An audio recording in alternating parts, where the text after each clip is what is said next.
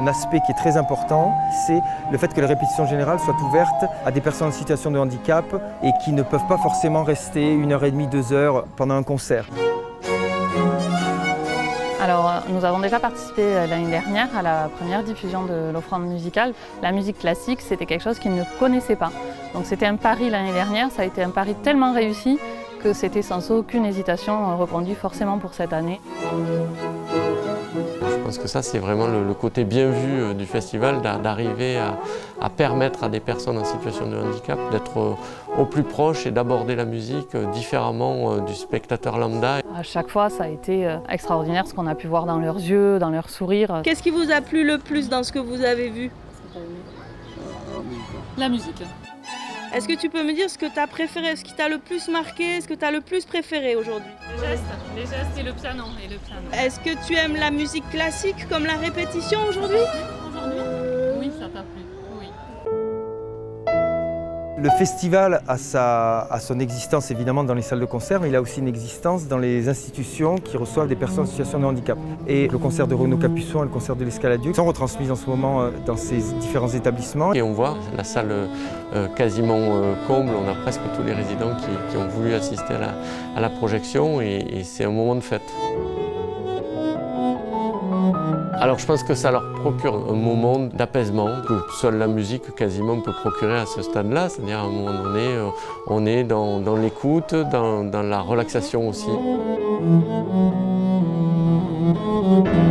Un résident a dit de suite « ça m'a beaucoup ému ».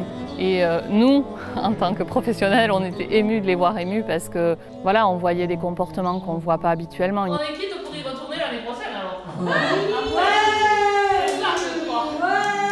Après, on a eu la possibilité et la chance d'avoir aussi le module avec la musicothérapeute et la kinésithérapeute. Et je dois dire qu'elles font un travail absolument remarquable, elles sont devenues amies et je pense qu'elles travaillent vraiment en synergie ensemble. Le festival propose des séances de musicothérapie à titre gratuit aux institutions. Donc moi, j'interviens sur une journée complète autour du massage et de la musique.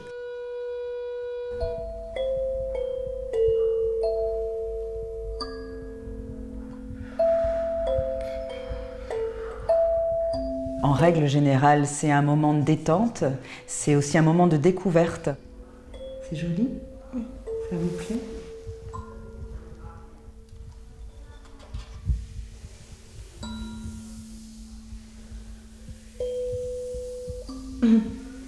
C'est une rencontre humaine avant tout. Et donc c'est vrai qu'on est, avec Federica, très attentive à au moindre mouvement, au moindre son qui peut être émis.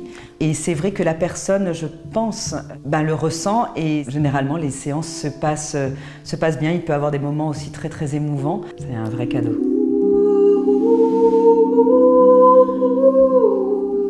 Et le but, comme vous le savez, c'est vraiment de faire en sorte que la musique et les sons en général puissent accompagner ces personnes-là dans leur parcours tout simplement et les aider, les réconforter. Et voilà, ça c'est très important pour nous et c'est la cause première de l'offrande musicale évidemment, de mettre ces personnes-là à l'honneur.